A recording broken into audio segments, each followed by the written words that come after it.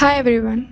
So నేను ఒక పవన్ కళ్యాణ్ అభిమానిని. అంటే ఈ కెమెరామ్యాన్ గంగతో రాంబాబు, గబ్బర్ సింగ్ ఇట్లాంటి కొన్ని సినిమాలలో మంచి డైలాగ్స్ చేస్తారు. ఆ తర్వాత కూడా ఆయన పొలిటిక్స్కి వచ్చినప్పుడు ఇట్లా క్వశ్చన్ చేయాలి, ఇట్లా ఒక పార్టీ పెట్టినప్పుడు ఒక ఆల్టర్నేటివ్ పార్టీ లాగా నేను కూడా అనుకున్నా.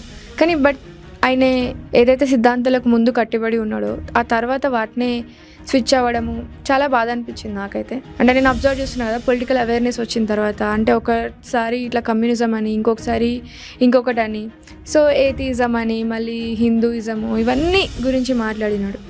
సో సరే, కానీ చాలామంది ఫ్యాన్స్కి అయితే అస్సలు ఇది ఒక కోలుకోలేని దెబ్బ.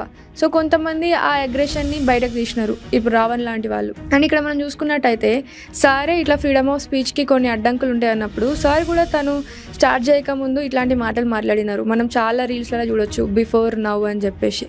సో అంత హిపోక్రసీ అన్నట్టు ఉంది. అంటే సార్ మనకి ఒక పార్టీ పెట్టి యూత్ అందరినీ క్వశ్చన్ చేయండి, మీరు క్వశ్చన్ చేయాలి, మీరు అందరు బయటకు రావాలి అని అన్నాడు.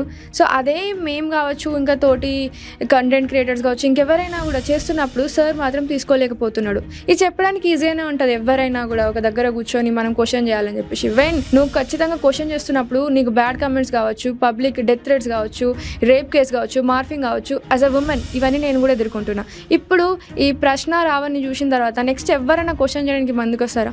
ఏదన్నా అంటే ఆయన యూజ్ చేసిన లాంగ్వేజ్ని మనం పక్కన పెడితే క్వశ్చన్ చేసింది మాత్రం నిజమే. సో ఎవరు రారు అంటే సరే మళ్ళీ కంట్రోల్ చేస్తున్నాడు అందరినీ ఇండైరెక్ట్లీ ఆర్ డైరెక్ట్లీ. అంటే అతని దగ్గర ఉన్న చట్టాలని తను మిస్యూజ్ చేసుకుంటూ ఒక కేసు కాకపోతే ఇంకో కేసు మీరు చూసుకున్నట్టయితే తన పైన 4 కేసులు పెట్టిండు.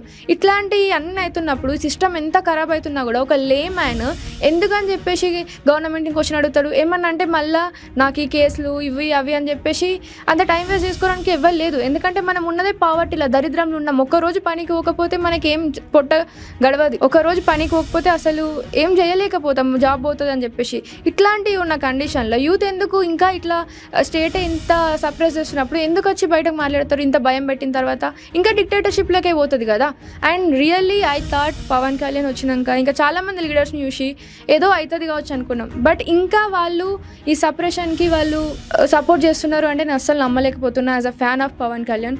సో మీరేమనుకుంటున్నారు? అసలు ఇది కరెక్టేనా కాదా? అసలు నిజంగా ఒక యూత్ అనే వాళ్ళు ముందడికి వచ్చి, కాక్రోచ్ పార్టీకి వచ్చి, ఏదైనా కావచ్చు, ముందడికి వచ్చి మాట్లాడాలంటే ఇట్లా గవర్నమెంట్ ఇట్లా సప్రెస్ చేస్తుంటే నిజంగా నెక్స్ట్ టైం ఎవరైనా ముందరికి వచ్చి మాట్లాడతారా? అండ్ ఇక్కడ మనం చూసుకున్నట్టయితే పవన్ కళ్యాణ్ ఫ్యాన్స్ చాలామంది ఉండేవాళ్ళు ఒకప్పుడు. ఇప్పుడు చాలామంది అతని యాక్షన్స్ చూసిన తర్వాత చాలామంది తక్కువయ్యారు. ఎవరైతే అతనికే స్టిక్ అయి ఉంటారో, ఎందుకంటే మన ఇండియాలో కావచ్చు ఎక్కడైనా లాయల్టీ అనేది చాలా ఎక్కువ ఉంటుంది ఒకరికి పట్ల, లీడర్కైనా. వాళ్ళు ఎంత తప్పు చేసినా కూడా మనోడే కదా అని చెప్పేసి వాళ్ళు అనుకుంటారు. వాళ్ళకి తెలుస్తుంది తప్పు చేస్తున్నారు అని చెప్పేసి, కానీ స్టిల్ వాళ్ళు సపోర్ట్ ఇస్తారు.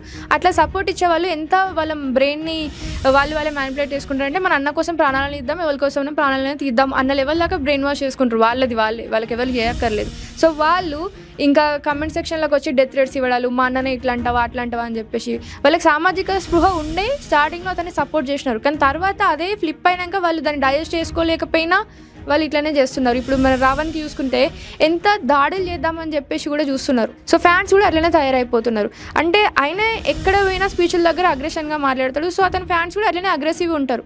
ఇప్పుడు నెక్స్ట్ రోజులలో ఏమవుతుందో, ఎవరైనా తనకి అపోజిట్గా చిన్న తుమ్మినా దగ్గినా కూడా చంపేటట్టున్నారు. ఇట్లనే ఉంటుందా ఫ్యాండమ్ అంటే? మీరు ఇదే చేసిరా సార్? సో ఇట్లనే ఉంటుంది ఒక లీడర్షిప్ అంటే. ఒక లీడరు ఒక వాల్యూస్కి కనుక కట్టుబడి ఉంటే వాళ్ళ ఫాలోవర్స్ కూడా మంచిగా ఉంటారు, మంచిగా ఉంటుంది ఏదైనా కూడా.